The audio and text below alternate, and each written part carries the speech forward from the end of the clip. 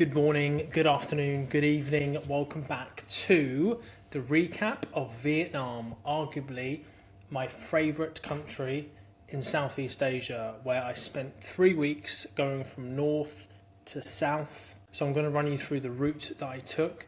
I went to 1, 2, 3, 4, 5, 6, 7 places or areas or main things within those 3 weeks, which I believe was the perfect amount of time.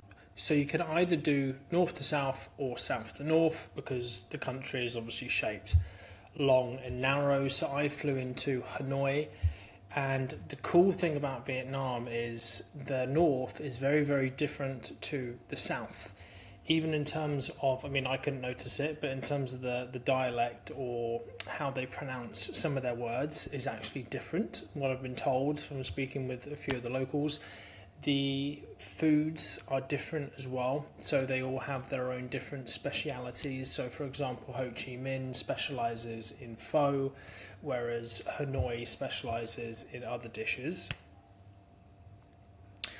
So Hanoi, you get right into the mix of it. Like, it is intense. The roads are super small, super narrow. There are 1,000,001 mopeds and scooters flying about, and it's all about indulging in street food, sitting on those little stools on the side of the street, and just really immersing yourself into the Vietnamese culture. So if you start in Hanoi and go north to south, you get straight into it, because Ho Chi Minh is of course a slightly bigger city. It's a bit more westernized in some areas, etc.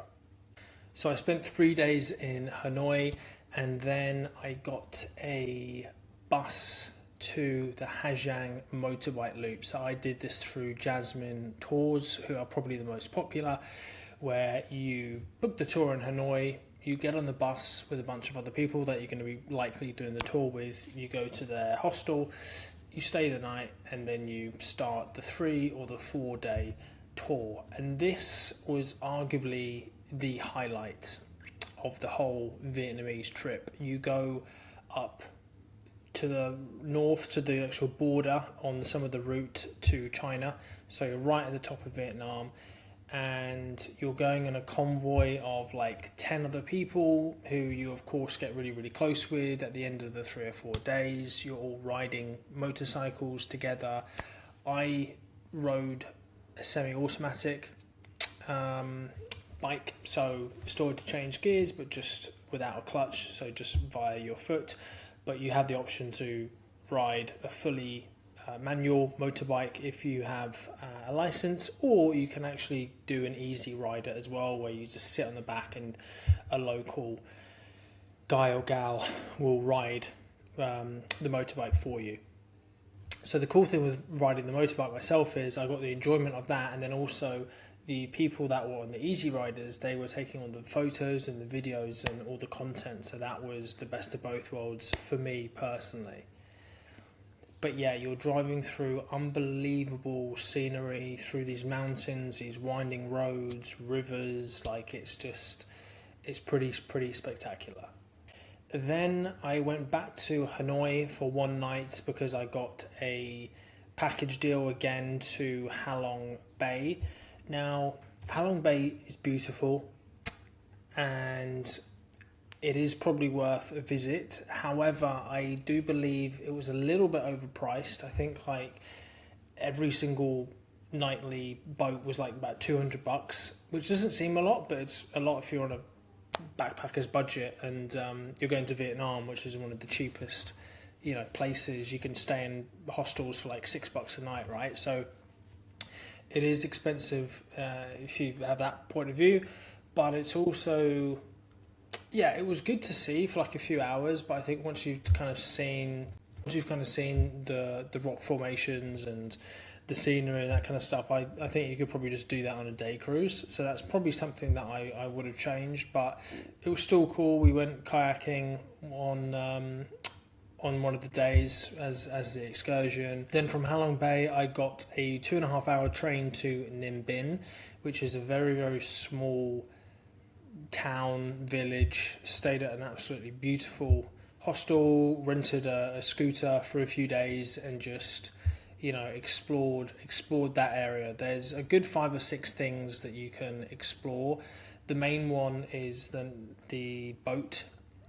So you're on these tiny, it's not even a boat really, it's a raft, and you can choose between 3 different routes: one where there's loads of caves, one where there's loads of mountains, or there's a mixture, or one where there's loads of like temples and stuff like that. So I did the mixture of the mountains and the caves, but also still saw a couple temples, so that was pretty cool. And the other main attraction is hiking up to the top of Mao Cave Rock, where you get some unbelievable views of the Vietnamese countryside. And after a few days in Ninh Binh, I took an overnight train to Hue, which was a pretty cool experience. Didn't really get much sleep, but it's all part of the experience. And Hue is really known for the imperial city, so it's cool to check out for a day, but that's all there is really to see there, and it's kind of on the way down as you're going south anyway, so the route worked out well with the train going to Hue. And then from Hue I got the day motorbike tour to Hoi An. So there you go through the famous pass, so that takes a few hours. You stop off for lunch. We actually stopped off at a little waterfall, so we went for a swim, and so that was a pretty cool experience. And then you end up in Hoi An. Now, Hoi An is probably my favourite place in Vietnam, but it's also everyone else's favourite place because it is super busy, super touristy, especially at night with all the lanterns. But it's a very small, historical, beautiful, old, it's called Hoi An Old Town. So I've been there a couple times now. So yeah, Hoi An, you have the old town, and then just a 10-minute bicycle, because all the little hotels, they give you bicycles to roam about in, so that's pretty cool. So you cycle to the beach, and there's a couple really, really good cafes along the beach. And then from Hoi An, I got a 30-minute taxi to Da Nang, where I got a flight to Ho Chi Minh.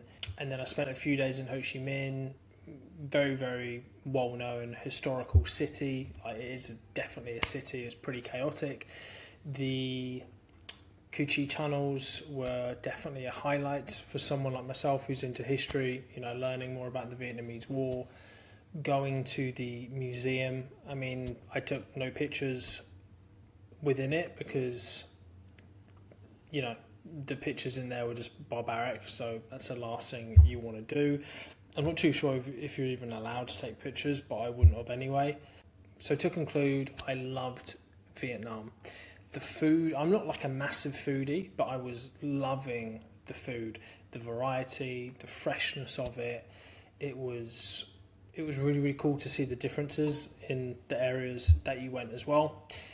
The variety in the country, I did the motorbike loop, which was in mountains, and then I went to the seaside in Hoi An, and then in the countryside in Ninh Binh, and then Ho Chi Minh in the city. There's so much variety of landscapes within the country. The people are really friendly, and it's just a great country with a lot of variety. And the best part is it's incredibly cheap. It's probably the cheapest Southeast Asian country that I've been to and is out there. There's not many other cheaper ones out there. Like I said at the beginning, I was getting hostels for like $6 a night.